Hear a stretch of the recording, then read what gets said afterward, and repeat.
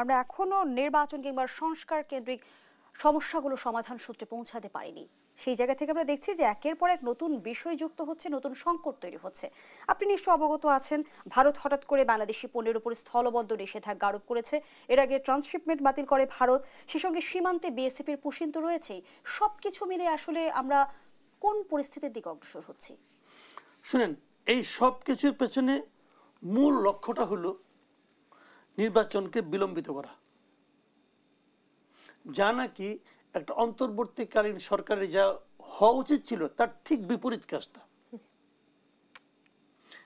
এই সরকার সেই কাজ করছে, অথবা সেই কাজ হতে দিচ্ছে,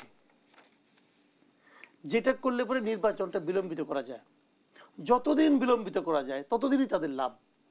প্রত্যেকটা ক্ষেত্রে তারা একটা করে কেওয়াজ তৈরি করতে দিচ্ছে, হতে দিচ্ছে, না হলে পরে নিজেরা শুরু করে দিচ্ছে যে তোমরা এটা নিয়ে একটু নাচানাচি করো।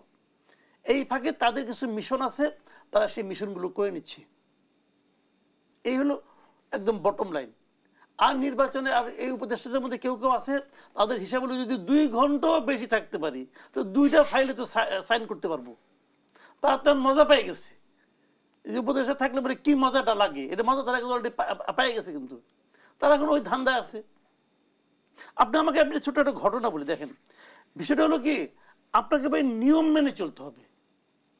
আপনি কোন নিয়মটা মানবেন সেটা আপনাকে বলতে হবে। কিছু নিয়ম মানবেন না, না মানলে বলবেন কি এটা হলো বিপ্লবের সরকার, এটা অমুকের সরকার, তমুকের সরকার, আমরা সব পারি। এই একটা তাদের অজুহাত তারা দ্বারা কইতেছে। এই অজুহাত কি গ্রহণযোগ্য হচ্ছে কি হচ্ছে না এটা কিন্তু কেউ যায় না, গাইড জোরে করতেছে।